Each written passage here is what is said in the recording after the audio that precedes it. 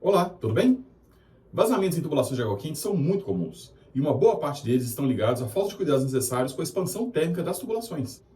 Nesse vídeo nós vamos continuar tratando o assunto de dilatação térmica, e hoje nós vamos começar a tratar o assunto prumadas de água quente. E para isso nós vamos criar uma situação hipotética de um prédio para um estudo de caso. Vamos considerar um edifício qualquer que tenha 12 pavimentos. O pé direito nesse edifício hipotético será 3 metros. E vamos colocar uma prumada de água quente ao longo do corpo da torre e vamos focar apenas no corpo da torre. Né? A nossa prumada, então, ficará com 36 metros. Vamos considerar também que o nosso material de utilização é o CPVC e vamos considerar também que tem uma derivação em cada pavimento desse edifício e que essa derivação esteja localizada a meia altura no pavimento. Tá? Feito isso, agora nós vamos introduzir alguns conceitos importantes. Primeiro, ponto fixo e ponto deslizante. Ponto fixo e ponto deslizante são considerados tipos de fixação para as tubulações. E em algumas situações eles até podem parecer visualmente. Tá? Um mesmo tipo de fixação utilizado na tubulação, ele pode se comportar como ponto fixo ou ponto deslizante, dependendo da forma que ele está instalado. Tá? O ponto fixo, ele é um tipo de fixação que promove o travamento da tubulação em todos os sentidos, inclusive no longitudinal, que é o que difere o ponto fixo do ponto deslizante. Neste exemplo da imagem, é um ponto fixo que ele é de cobre, né? Ele é soldado à tubulação e ele tem essas orelhinhas aí para poder parafusar ele na parede ou na estrutura. Já o ponto deslizante, ele também é considerado um tipo de fixação, mas ele permite o deslocamento da tubulação no sentido longitudinal. Ele tem a função de manter o prumo, né, de uma prumada. E sempre que houver uma tensão longitudinal na tubulação, por exemplo, proveniente de uma dilatação térmica, ele permite esse movimento de forma coordenada. Por que isso é importante? Digamos que em nosso exemplo, o prédio de 12 pavimentos, seja necessária uma fixação a cada 1,5 metros. Nesse caso, precisaríamos de 2 fixações por pavimento. E aí, entre elas, teríamos pontos fixos e pontos deslizantes, podendo chegar a um extremo de só termos pontos fixos. Todos eles seriam fixos, nenhum deslizante. Ou, uma situação mais comum, podemos considerar um ponto fixo a cada 4 pavimentos. E, nesse caso, todos os demais seriam pontos deslizantes. Obviamente, vai existir uma situação ótima, uma distância ótima entre ponto fixo e os demais pontos sendo pontos deslizantes. O que é importante citar é que o trecho compreendido entre dois pontos fixos é o nosso trecho de análise.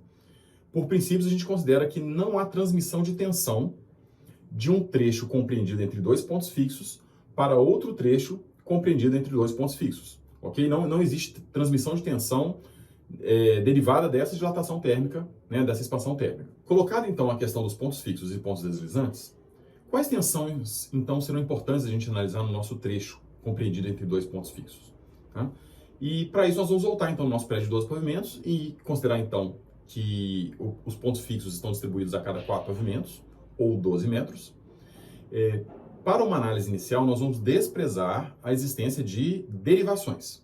Tá? Então, o que nos resta é um trecho linear de 12 metros, compreendido entre dois pontos fixos. De acordo com o cálculo mostrado no vídeo passado, nós conseguimos então calcular qual que é a variação dimensional em milímetros do nosso trecho de tubulação quando ele é submetido a essa variação de temperatura. Tá? Apenas colocando aí os dados de entrada, para isso a gente teria esse delta T, que é a variação de temperatura, partindo aí, a gente considerou 50 graus, partindo de 20 para 70. A gente precisa considerar o nosso comprimento inicial do trecho, que no nosso caso é 12 metros, e o coeficiente de dilatação térmica linear do material, que no nosso caso é o CPVC. Com o valor da expansão térmica em mãos em milímetros, que é o nosso ΔL, nós agora podemos fazer algumas análises no nosso trecho. Tá? E uma das conclusões dessa análise, por exemplo, pode ser não preciso fazer nada. Tá? Não tem que tratar os efeitos da expansão térmica na minha tubulação. Para chegar nessa conclusão, a gente teria que fazer um cálculo mais específico.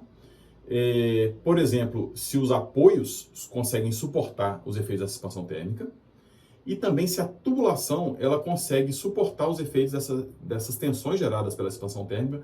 Para isso tem um cálculo mais complexo que envolve módulo de elasticidade do material, envolve área da parede da tubulação, entre outros fatores. O resultado mais comum é, sim, preciso tratar de dilatação térmica. Neste caso, entrando no assunto compensação da dilatação. E precisamos aí avaliar as opções que temos para isso. Por exemplo, liras, que são alterações no traçado da tubulação de forma a compensar essa dilatação, ou algumas peças pré-fabricadas, conhecidas como juntas de expansão ou juntas de dilatação. Tá? No próximo vídeo, nós vamos entrar a fundo, então, como calcular, dimensionar essas compensações de dilatação, tá? Em prumadas, né, ou também em alguns grandes trechos horizontais de tubulação. E depois também temos que entrar na parte das derivações das prumadas. Quais efeitos essas expansões térmicas causam nas derivações das prumadas, que é um assunto responsável por muitas patologias em instalações de água quente. Nos vemos em breve. Até lá, pessoal. Obrigado por assistir.